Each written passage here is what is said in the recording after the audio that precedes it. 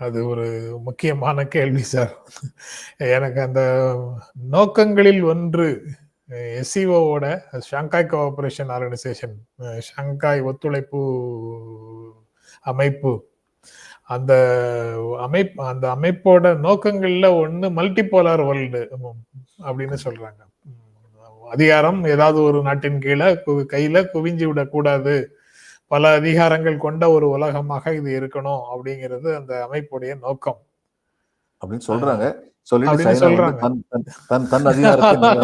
Sir, எல்லா பட்டு துணிகளுக்கு பின்னாலேயும் ஒரு கத்தி இருக்கத்தானே செய்யும்.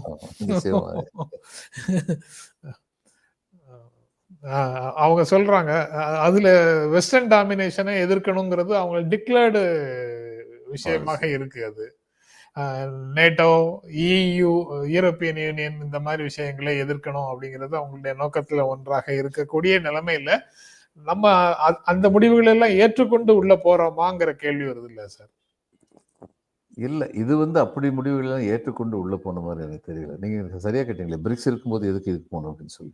என் பிரிக்ஸை பலப்படுத்த வேண்டியதுதானே. அடுத்த மாநாடு பிரிக்ஸ் மாநாடு இங்க நடக்க போகுது. பிரிக்ஸை பலப்படுத்த வேண்டியதுதானே.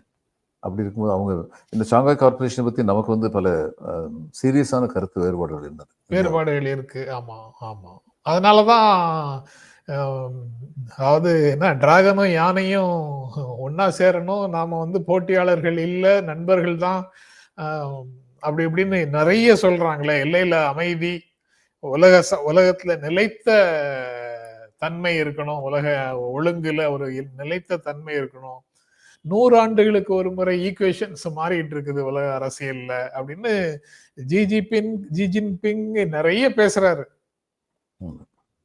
அதுக்கு பின்னாலெல்லாம் என்ன பொருள்?